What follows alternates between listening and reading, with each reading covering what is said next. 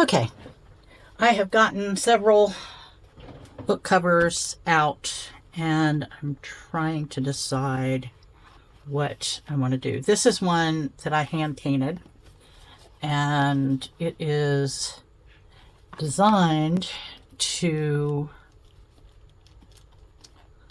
go on a Coptic bound journal like this. And this is just one I used for one of my classes. It's a year-long class, so it's fodder school. And I didn't finish, but as you can see, I have notes and some of the classwork that we did for each month. And it's super nice that these pages lay out flat. So if you're making an art journal, the Coptic bound stitching is awesome. It really is nice to be able to lay all of your pages out flat and work. It's not so easy to do that when you have a regular journal, but when I'm working in my junk journal, I don't always need that. Now, the reason I have not used these yet is they are this one. Well, it could be a full-size page. So it's just a little bit off-sized for the paper. And this is an 8.5 by 11 cut turned in half. So that's a little off from what I want. And this one, which I also gutted, is also, this one's even a little bit bigger. So, and I just haven't really gotten in the right spot to use these yet. So I'm going to put those aside. I'm also thinking about this one. Now, this is a vintage book. It was mass produced. There's a lot of them, but I love these covers, and I don't cover them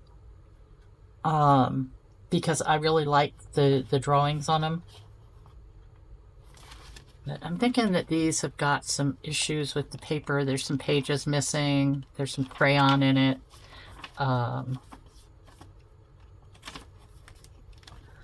So I'm thinking I'm going to use this one, which means I'll have to trim my paper back a little bit, but that's okay. But let me get out my ruler.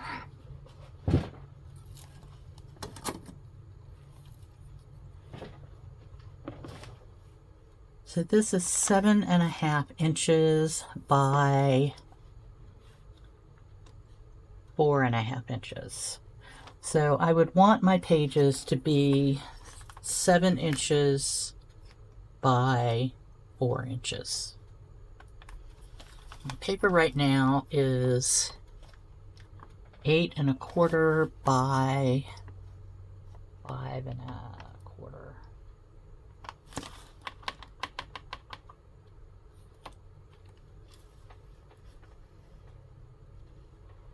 I lost my measuring.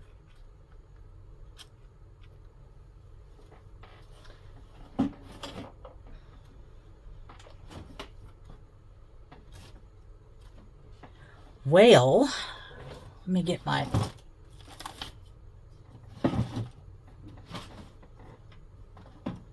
guillotine cutter out. I find this so much easier to use than the other one. You know, I have these too. These came, and the cards came in a junk mail. It came in junk mail.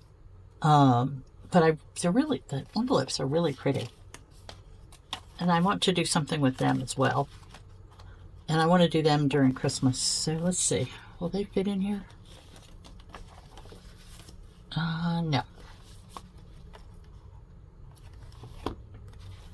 They'll probably fit in here, but they're going to, once again, leave way too much space. I don't know what I'm going to do with these. Maybe I'll make just a whole envelope Christmas card book. seems like that might be an idea. Anyway, back to this. So I said 4.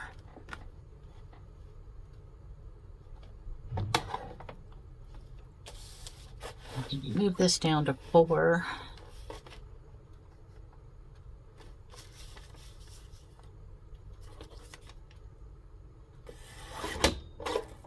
And then move this over to 7. Just to see how this works. Probably wanted that 4 1/4 and not. Oh no. Alright, so that's 7.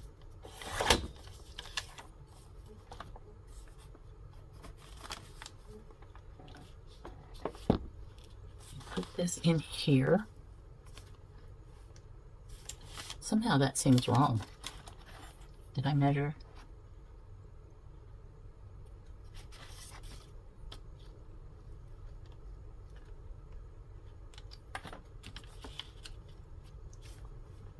It's way more than half an inch.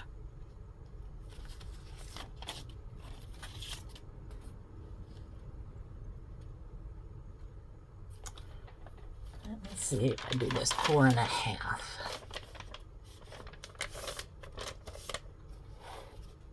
What we end up with. Sometimes you have to play with this a little bit to see what you actually want to do. So we'll cut that off.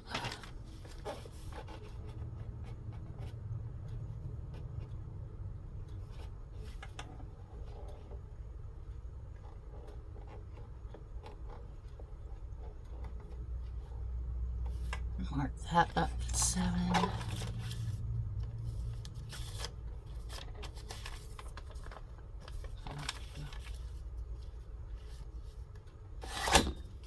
Okay, let's see how this one looks. This looks like it might be a little bit better. Alright, so that's acceptable. It could actually be a little bit bigger.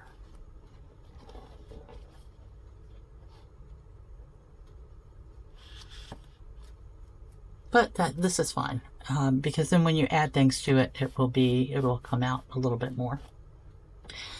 So now I'm going to take out the book. I need to get my razor knife. I'm going to deconstruct it.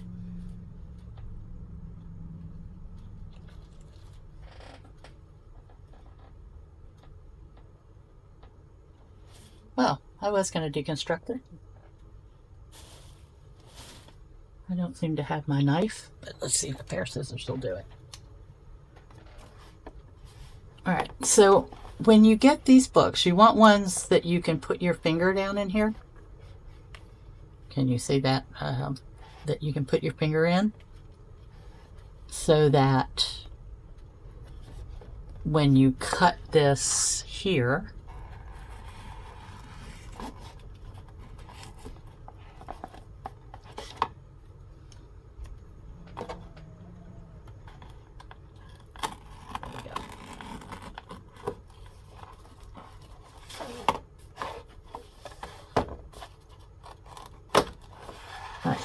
so when you cut this here, it will come right out. Now the spine, as you can see, has got mesh here that keeps it together.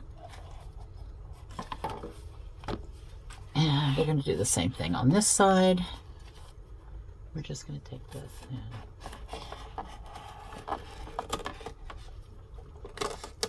down here. So the hard part is that it doesn't want to cut through the mesh. This is what I usually use a razor knife to do this, but I think I left that up at the barn this morning when I was taking care of horses. So we will preserve the pages. Now we have a book, and I can start making signatures. So I want a variety of paper in this.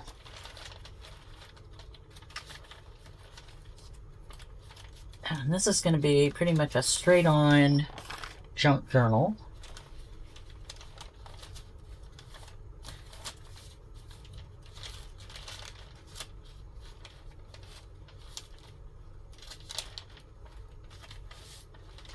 And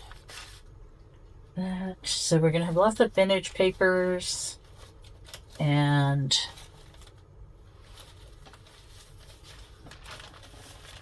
copy dyed papers.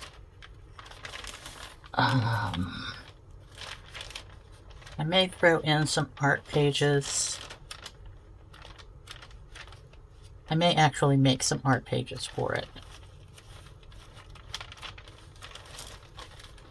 So this is a winter-themed book.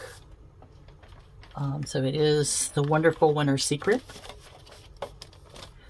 So when I do this, I actually want the colors to be probably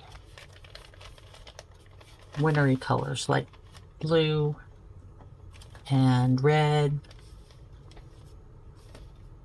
All right, I'm going to mark this off, put this over here, and cut these papers down.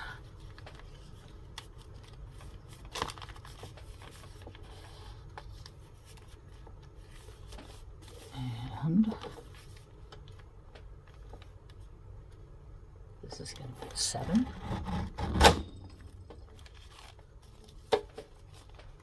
And this, I'm actually going to move it up to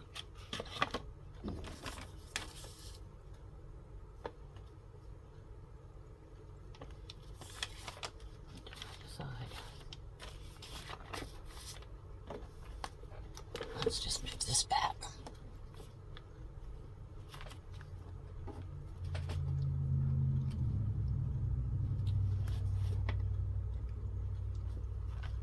So that's 5 inches.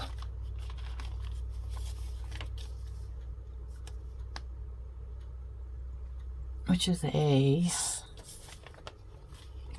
let's see how this works. I can always cut off more, right? I mean, cutting off more is not out of the question. All right, let's see how this works. Perfect. That will be perfect. So you can see how measurements change as we do them.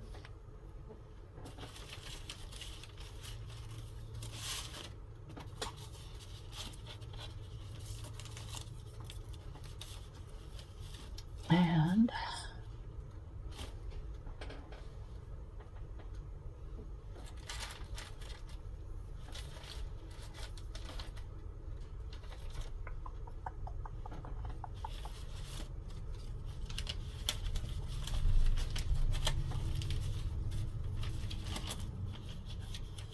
I'm just looking through some of my paper over here on the side. I did a bunch of red and green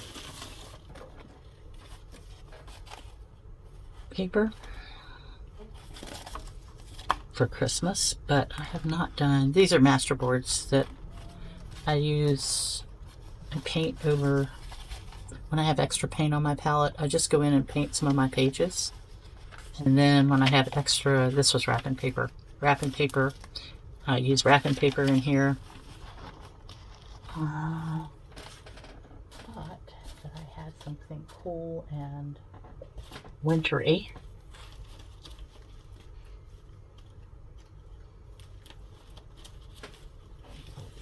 Let's see.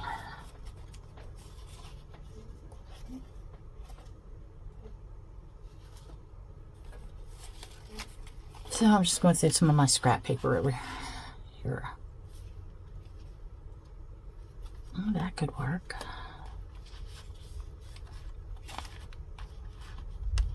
These are pockets. These are pages I've actually made up in advance. Some additional pockets.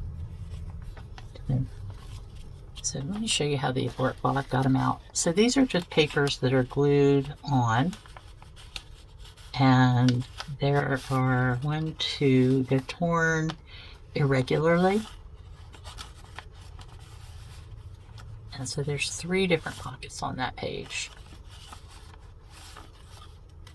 And you could just take it and glue it onto Oh, look, it's a perfect size. You could just take it and glue it onto one of these pages.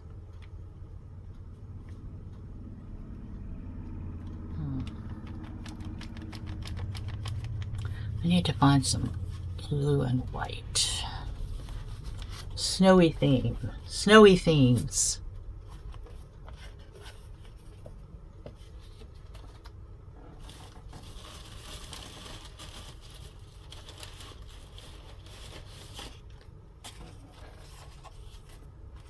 So those are pen pocket. I think these are all springy, summery things. Oh. So these are note cards, journal spots.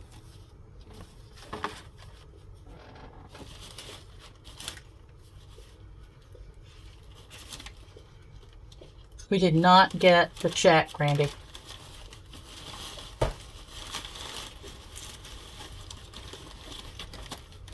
Again.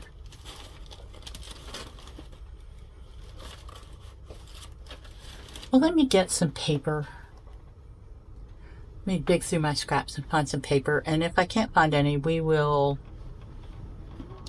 maybe paint some.